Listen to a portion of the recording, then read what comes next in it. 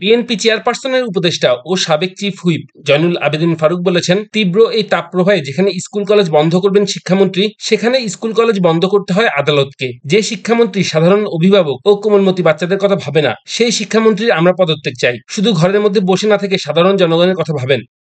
আওয়ামী লীগের সাধারণ সম্পাদক এবং সড়ক পরিবহন ও সেতুমন্ত্রী ওবায়দুল কাদের বলেছেন, কালো চশমা পরা বিএনপি নেতারা দেশের উন্নয়ন দেখতে পায় না। বাংলাদেশকে নিয়ে পাকিস্তানের প্রধানমন্ত্রীর বক্তব্যে বিএনপির লজ্জা পাওয়া উচিত। শহীদ শেখ জামালের ৭১তম জন্মদিন উপলক্ষে রোববার বনানী কবরস্থানে তার কবরে শ্রদ্ধা নিবেদন শেষে ওবায়দুল কাদের এসব কথা বলেন। বাংলাদেশের উন্নতি দেখে এখন লজ্জিত হই। পাকিস্তানের প্রধানমন্ত্রী শাহবাজ শরীফের এমন মন্তব্য উদ্ধৃত করে তিনি আরো বলেন, পাকিস্তান আজ বাংলাদেশের উন্নয়ন দেখতে পায়, তবে বিএনপি নেতারা দেশের উন্নয়ন দেখতে পায় না।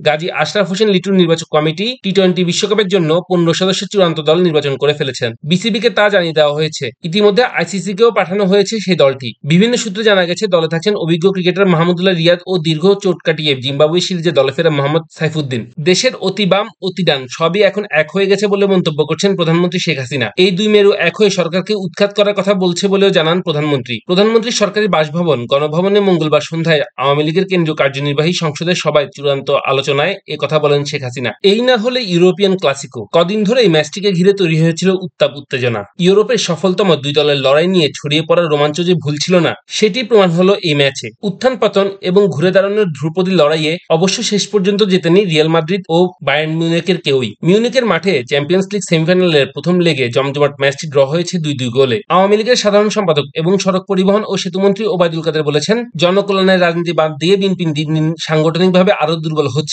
তিনি বলেন, বিএনপি রাজনৈতিক দল হিসেবে গণরাজনীতিতে নতুন কোনো মাত্রা যোগ করতে পারছে না। তাই মির্জা ফখরুল নিয়মিত গণমাধ্যমে একই গীত গেয়ে চলেছেন। প্রতিনিয়ত অত্যাচার নির্যাতনের মিথ্যা ও ভিত্তিহীন গল্পের অবতারণা করছেন।